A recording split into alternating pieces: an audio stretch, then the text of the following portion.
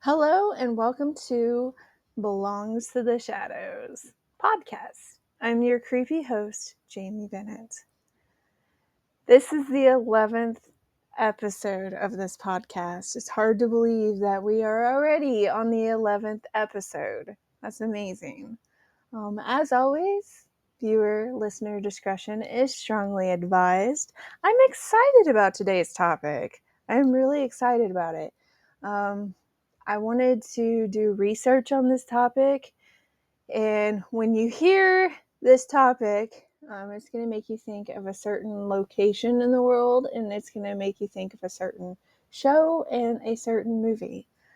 So I am very, very excited to be talking about this topic. And so last time I talked about the Mothman and Slender Man.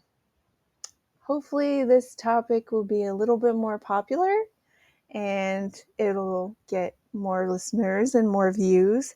But as always, I'm not in this for money. I don't ever expect to make any money off of doing these podcasts. I just really, really, really enjoy doing these podcasts because I love doing the research for them. I love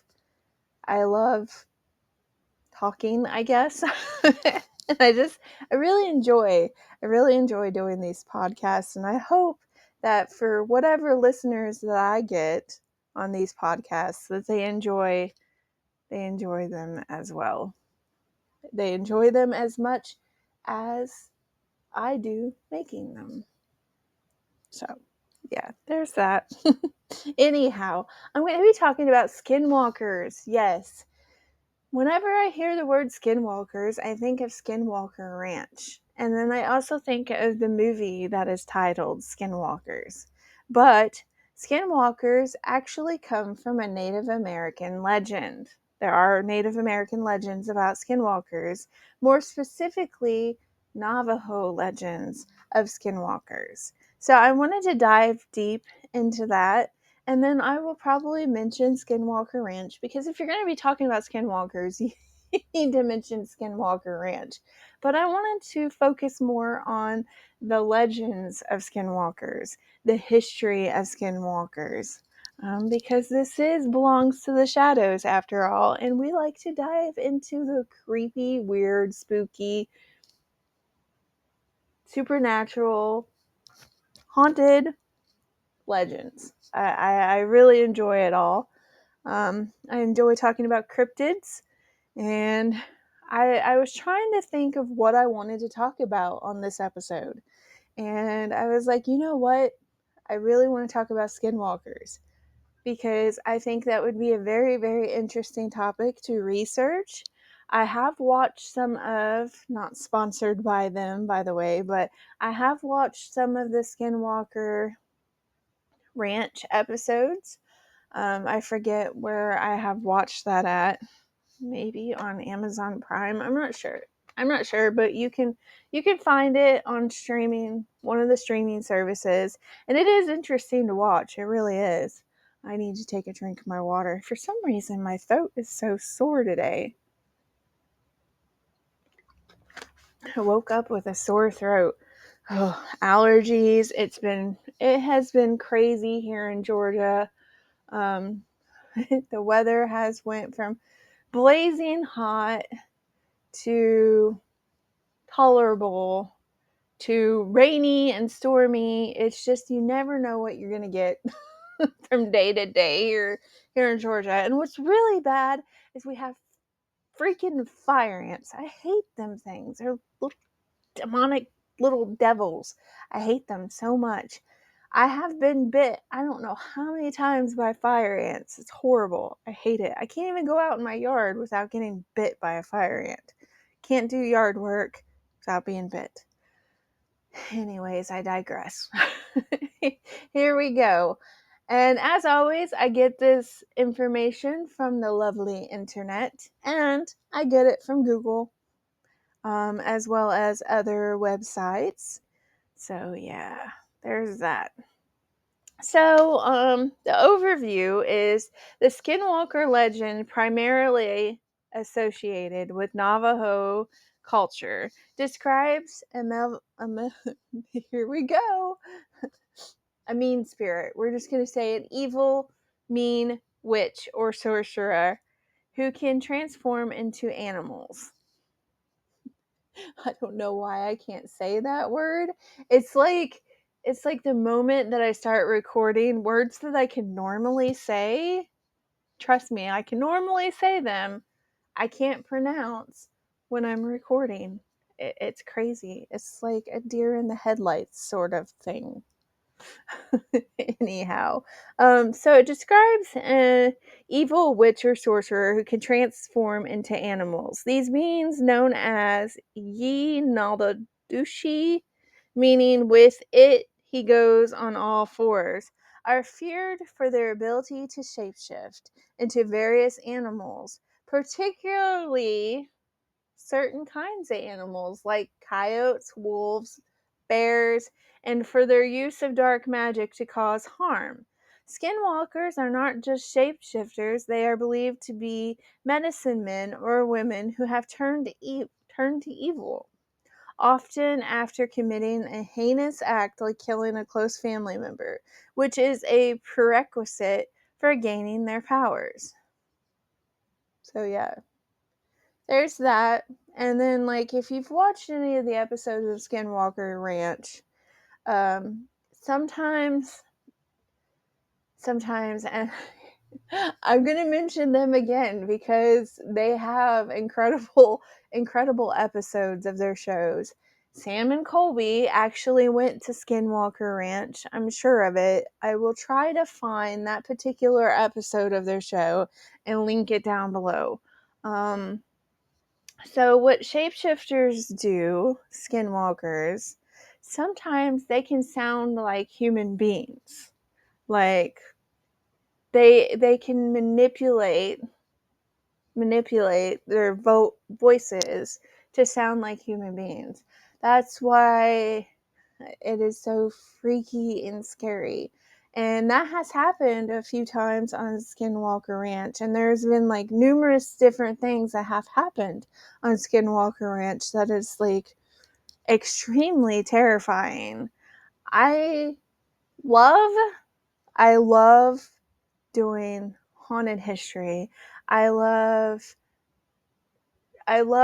this stuff, but I don't think that I would be brave enough to travel to Skinwalker Ranch if I was ever allowed to do an episode of Belongs to the Shadows on Skinwalker Ranch, because you have to have special privileges to go in there, and I don't think that I can handle it. I really don't. After seeing Sam and Colby's episode of that, like, no, thank you. I'm gonna be a wuss and say no, thank you.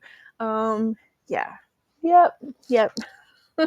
I can handle a lot of things, but no, I don't think I would wanna go there.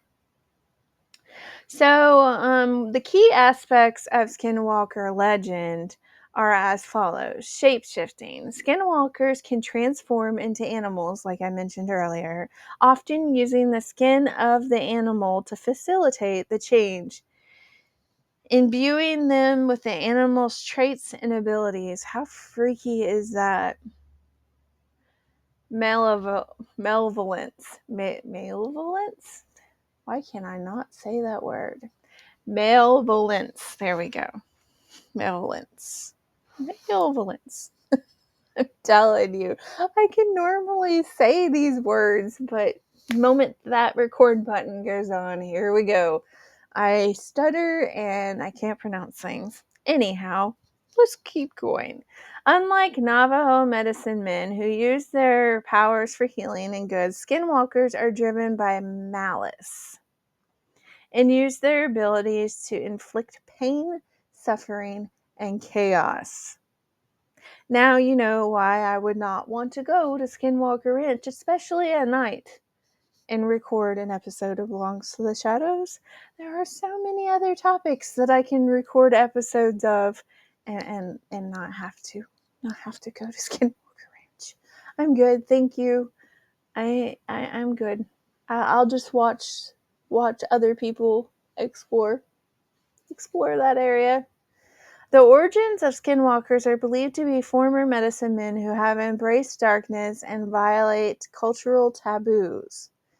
Fear and respect. The legend of skinwalkers is deeply rooted in Navajo culture, and while they are feared, they are also respected for their power and knowledge of dark magic. Early eerie phenomena. Reports of skinwalkers include instances of strange noises mimicking of loved ones. That's what I was talking about earlier, where they can mimic human voices. And sightings of animals behaving in unusual ways, contributing to the legend's chilling reputation. Cautionary tales are as follows. Stories about skinwalkers serve as warnings against the misuse of spiritual power and the dangers of violating cultural taboos. Beyond the Navajo. While the skinwalker legend is most prominent with Navajo culture, similar concepts of shape-shifting, witches, or sorcerers who use dark magic exist in other Native American traditions, such as the Apache and Hopi.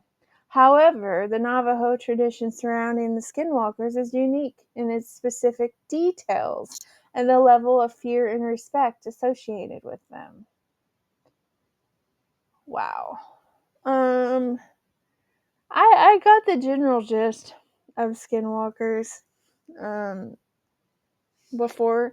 Like I've always, kind of known the legend of the skinwalker and the general gist of it, but it's always nice to be able to do research like this on these topics.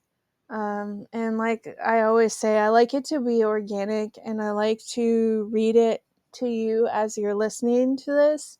It would probably help if I didn't do that. And if I looked at the material ahead of time, maybe I wouldn't mispronounce things so much.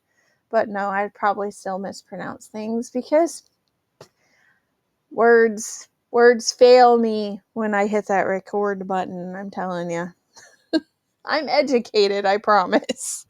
Anyhow, let's continue on. So, this is Skinwalkers, the real story. It is on, let me see the website here. allthat'sinteresting.com/skinwalker. So I'm not exactly sure who. Okay, here it goes. It says, meet the Navajo skinwalker, the demonic shapeshifter that Native Americans won't even mention by name. So that tells you how scary this legend is and how seriously they take it.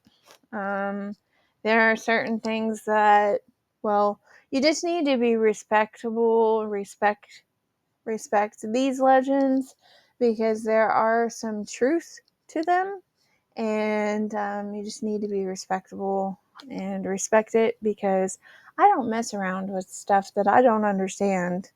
No thank you. I respect it, and I'm not going to mess around with something that I don't understand. So this is by Marco Margaritov, edited by John Kurosky, and it was published on April 16th of 2024. What are skinwalkers? The shape-shifting witches of Navajo lore, and are they actually real? Inside the mystery of these mystical beasts. So the legend of the shape-shifting entity, also known as Skinwalker, has largely been dismissed as a hoax. I believe in it. After all, it is difficult to believe that a humanoid figure has been transforming into a four-legged animal and terrorizing families in the American Southwest for decades, if not longer. So, while there's no scientific proof, the Navajo skinwalker does have deep roots in Native American lore, like I mentioned earlier. So, According to the Navajo lore, the Skinwalker is a shapeshifter that can appear in many number of terrifying forms. So, as for the rest of America, it got its first real taste of the Navajo legend in 1996. A newspaper story chronicled a Utah family's traumatizing experience with a supposed creature that included mutilations and disappearances, UFO sightings, and the appearance of crop circles. But the family's most distressing encounter with the fabled Skinwalker, occurred one night just around 18 months after moving onto the ranch. Terry Sherman, the father of the family, was walking his dogs around the ranch late at night when he encountered a wolf. So, like I said earlier, a lot of times they take on the shape of wolves or coyotes.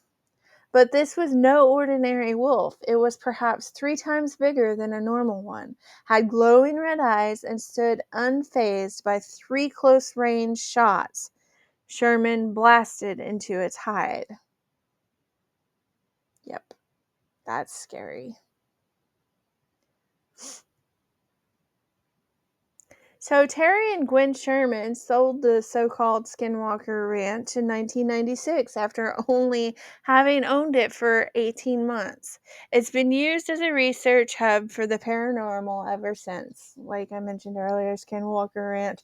I will put a link for Skinwalker Ranch below because it is really interesting. I haven't made it through all the episodes yet. There's a lot of episodes, but from what I have seen of it, it is just very, very, very, very interesting to watch. And if you're interested in this sort of thing, which you probably are if you're listening to this podcast, it'd be worth checking out. That's for sure. Definitely worth checking out. Now I gotta figure out where I'm at. I hate pop-ups. I really, really, really hate pop-ups. Anyhow, the Sherman family weren't the only ones to be traumatized on the property after they moved out. Several new owners experienced eerily similar encounters with these creatures, and today the ranch has become a hub of paranormal research that's aptly renamed Skinwalker Ranch. I told you I'd be talking about Skinwalker Ranch because you can't talk about skinwalkers without talking about Skinwalker Ranch. Anyhow, while the paranormal investigators probe the property with novel inventions, what they seek has a history that is centuries old.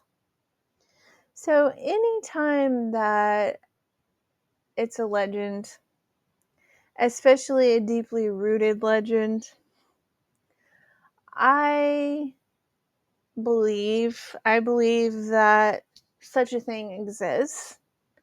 It wouldn't be around for as many years as it has been around if there was not some truth to it. I believe it exists, and there has been sightings of skinwalkers. There has been sightings of skinwalkers, and I believe that they exist. So what is a skinwalker? So the Navajo English Dictionary explains that skinwalker has been translated from the Navajo Naladushi, Naladalushi. I am probably butchering that, and I'm very, very sorry. This literally means by means of. It goes on all fours, and the Lushi is merely one of many varieties of skinwalkers called anti-Janine. Jani? I am probably butchering these words, and I'm so sorry. The Pueblo people, Apache, and Hopi also have their own legends involving the skinwalker. Some traditions concerning Native American monsters believe that skinwalkers are born of benevolent medicine men who abuse indigenous magic for evil. The medicine man is then given mythical powers of evil that vary from tradition to tradition, but the power all traditions mention is the ability to turn into or possess an animal or person. Other traditions believe a man, woman, or child can become a skinwalker should they commit any kind of deep-seated taboo. So, the Navajo believe skinwalkers were once benevolent medicine men who achieved the highest level of priesthood, but chose to use their power to inflict pain. In Native American lore, the skinwalkers are described as being mostly animalistic physically, even when they are in human form. They are reportedly near impossible to kill except for with a bullet or a knife dipped in white ash. So, that's interesting. Because a lot of times when they have werewolf movies or skinwalker movies, they say a silver bullet. But there is a show, not sponsored by them, by the way. There is a show, and a lot of you are going to have heard of this show. It's one of my favorite shows, the originals. And of course, that's a spinoff of the Vampire Diaries. And white ash, there's a dagger made from the white oak tree or something like that. I can't remember. It's been a while since I watched the originals all the way through, but there is a dagger, and it comes from like white ash tree or something like that from their home, and that's the only thing that can kill Klaus Michelson. I believe that's what they talk about. So it kind of just reminded me of that. I think it's neat to hear this part of the legend, because a lot of times, like I said, they say silver bullets is what kills the werewolves or the skinwalkers, but it's nice to hear the actual legend of white ash. That's interesting. That's very, very interesting.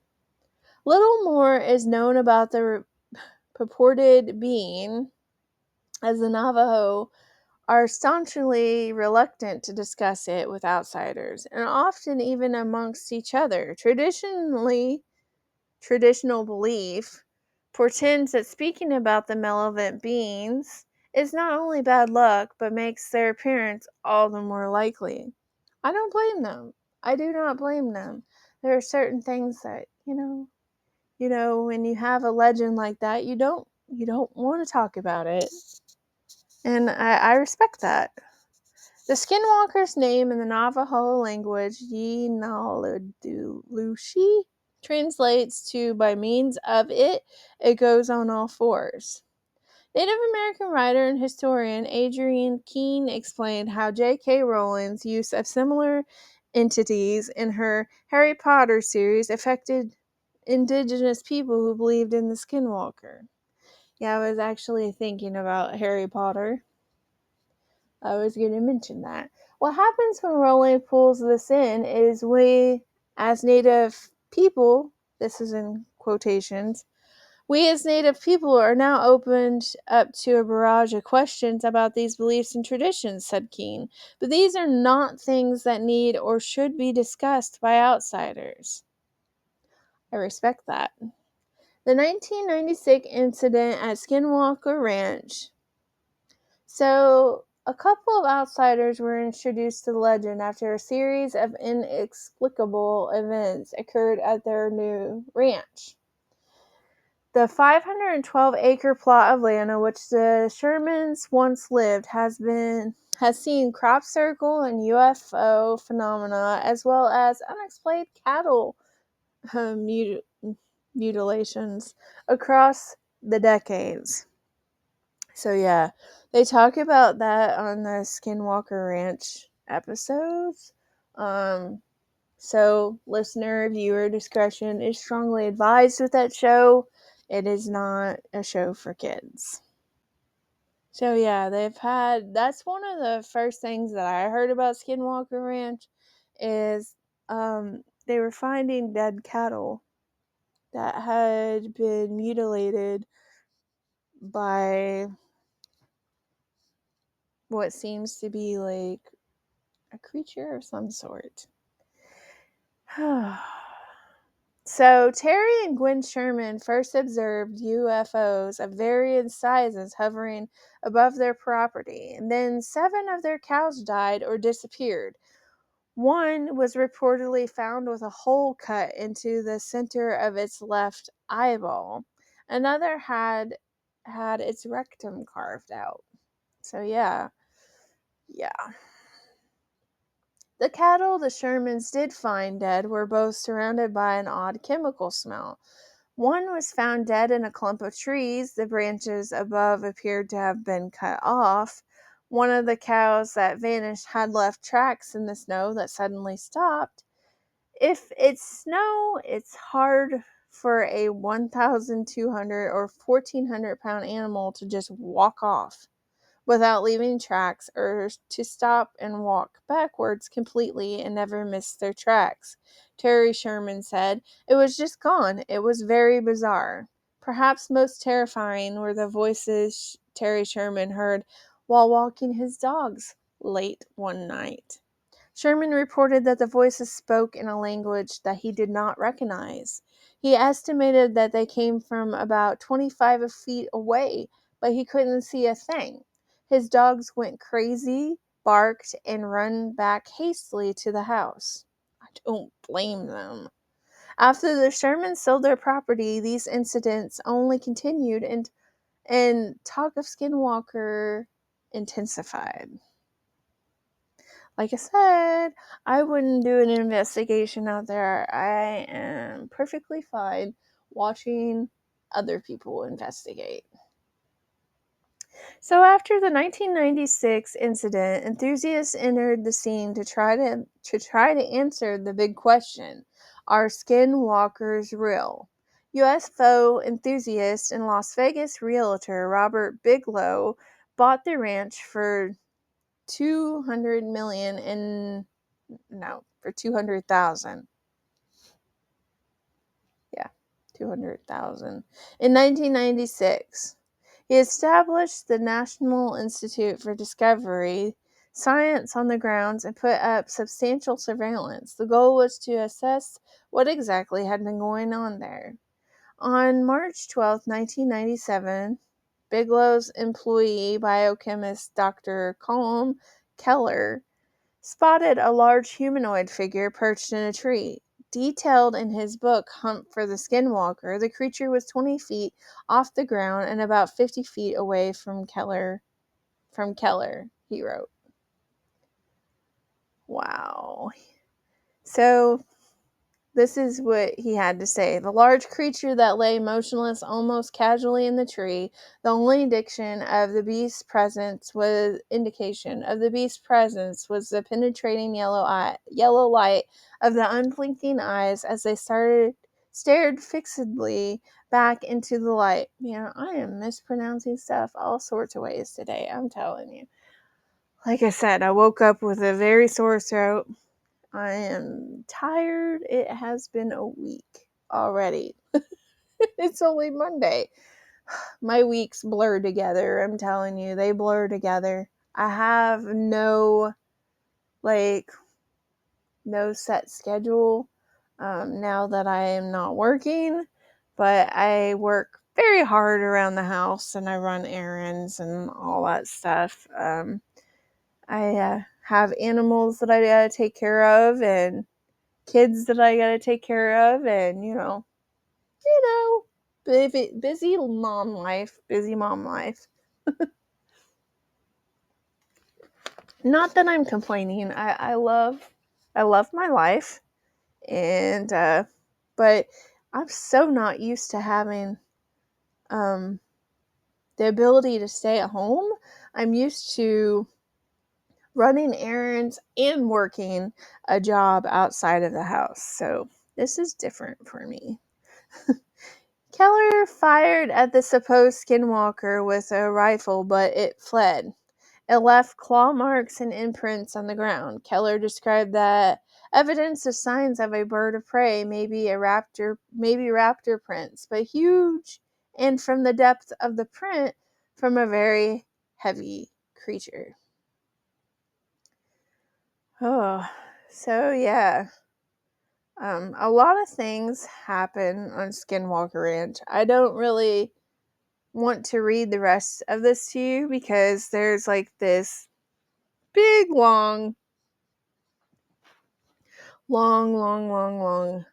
um you know thing about it, but you guys can read it on your own time, and we're going to dive into something else, but I will link it below. Most definitely link it below. So a lot of people need to understand, like, I'm not saying that everybody needs to understand this, but a lot of people need to understand, you know, you have to respect like other cultures' legends, and you have to respect the fact that they don't really want to talk about these legends. There is a legitimate reason behind that. I do not blame them for not wanting to talk about these legends. And I hope that I am being respectful and doing this podcast justice with talking about it. But I wanted to dive into the history of skinwalkers. I wanted to tell you the legend behind skinwalkers because, it's not just, oh, werewolves or, oh, shapeshifters. It's more beyond Skinwalker Ranch. There is a legitimate legend behind it. There's a legend behind it that we need to respect, and we need to respect, we need to respect Native Americans and Navajos for not wanting to talk about this legend. Like, it shouldn't be questioned. It shouldn't be talked about. And that's that. Like, there's things that you just don't need to mess with. Especially if you don't understand something, you don't need to mess with it. And you just need to keep your distance, and you need to be respectful. That's something that I have learned throughout my years of being interested in haunted history, interested in haunted legends and supernatural. You need to respect things, especially things that you don't understand. I will not mess with the Ouija boards, and I have told you all in the past, on some of my past episodes of Belongs to the Shadows, that is something that I will not have in my house. I will not mess with because I respect it, and I'm just not going to mess with something that I don't completely understand. It's okay if you know what you're doing and you understand it and you respect it, but if you don't know what you're doing and you don't know what you're messing with, especially if you take the I don't care attitude, or you treat it as a joke, then you most definitely do not need to be messing with it. So, this comes from the Denver Public Library. It's called Skinwalkers, Wendigos, and the Witchery Way. It's by Kellen. They don't give a last name. On October 27th of 2013. So, as myths and legends of monsters and ghouls have been perpetuated through the years, or through the ages, It is interesting to note that many do not have American origins, but there are some hellish legends that do, like this person discussed in their last blog, the Wendigo. So they're going to be talking about the Wendigo. It's a myth that originated in the United States and has been passed down for generations amongst Native Americans. So the legend of the Wendigo always held a great deal of realism, more so than any goofy vampire, mummy, or Frankenstein monster to this particular author. So I'm going to see what they have to say about, it looks like this is just a blog. Yeah, this is just their opinion of it. I don't really think that I want to read any further, but I will link it if you want to read it. I forgot about the Wendigo, honestly. See, this is why I need to read ahead, because some links are not actual links. But let's see. All right, so I already went to that link. So they ask the question, what are skinwalkers and why are they so feared in Native American legends? So somebody actually asked this question, and I'm going to see if anybody answered it.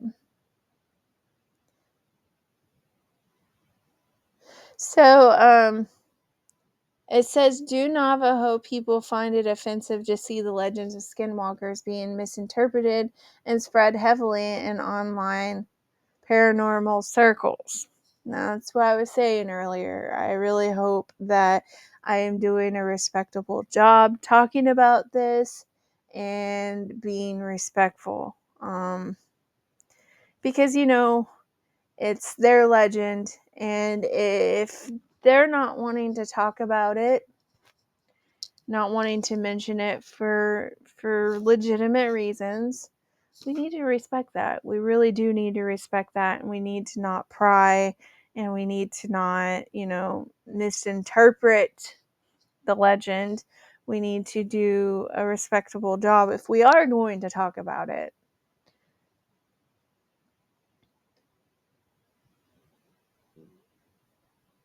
This person said it's all over the place. Skinwalker showing up all over spooky YouTube and TikTok videos by the hundreds of thousands. And they are wondering if Native American people find it disrespectful when people misinterpret the legend of the Skinwalker. And this person answered the question as a Navajo who lives in the nation and have grown up with their entire life hearing about skinwalkers. It really doesn't matter for them. In a way, it is good that there is so much misinformation, since it distracts people from learning more about them. So for many Navajos like them, skinwalkers are reality we have to deal with. Many things said about them are to be kept within the tribe and only extensively talked among the medicine people. So, yeah, I'm not going to read the rest of this, but you can find that on Quora. I think that, some things need to be left unsaid.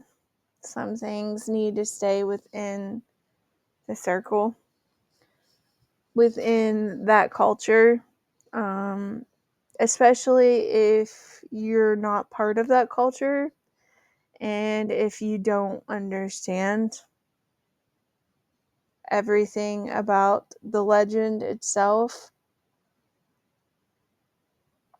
Like, people just need to be respectful.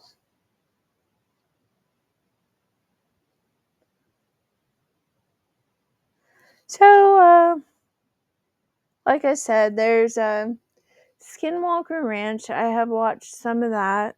Sam and Colby have investigated that. There have been several people who have investigated it, and it can be quite intimidating watching those episodes because I believe skinwalkers are real. I believe that they're not nothing to mess with and that you just need to respect it. I can't say that enough. But yeah. I hope you all have enjoyed this episode of Belongs to the Shadows. I'm sorry if I took you to links that were not legitimate. That's why I need to do my research before I do these episodes. But also, on the same note, it's more organic. It's more organic. Like whenever I do the research while I'm talking to you all, I'm hoping to. I'm not sure what I want to talk about next time. There are so many topics that I would like to talk about. Um, I want to talk about, like, I already talked about skinwalkers today, but there are other subjects that I am wanting to talk about. I already talked about Mothman. I talked about Slender Man. I do want to talk about more cryptids. I'm hoping to talk about Bigfoot or Sasquatch in the future, but I'm wanting to do that as a film on location episode, so an actual show episode of Belongs to the Shadows. I'm trying to figure out how to separate the two because this is the podcast, obviously, and then I do have a show called Belongs to the Shadows. I have old episodes of that, and sometimes I do film on location. A lot of times I just film in my own home and I show you images like the podcast. I did film in Bonaventure Cemetery in Savannah a long time ago, so I did do an episode on Bonaventure Cemetery. I am hoping to do more episodes like that where I'm filming on location. Um, I'm really, really, really, really wanting to save up money and go to Salem, Massachusetts one of these days and film on location there. But until I can save up the money for a location like that, it might be local. And they do have a Bigfoot museum locally. It's located not too far from my house. So I would like to set up an interview. Hopefully, I haven't asked them yet, but it would be amazing if I could set up an interview with the curators of the museum and talk to them about, Bigfoot legends and all that amazing stuff. I do believe in Bigfoot. I believe that he exists. I believe that there is a creature like that in the woods. Because why else would they have sightings? Why else would they have actual footprints?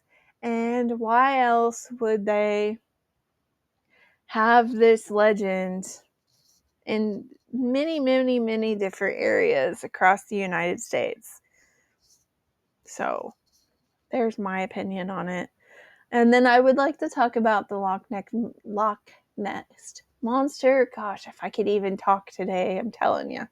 The Loch Ness Monster, because if you're going to talk about cryptids, you need to mention the Loch Ness Monster. But I hope that I was respectful with the Navajo legend of skinwalkers, the Native American legend of skinwalkers, because I don't want to be disrespectful.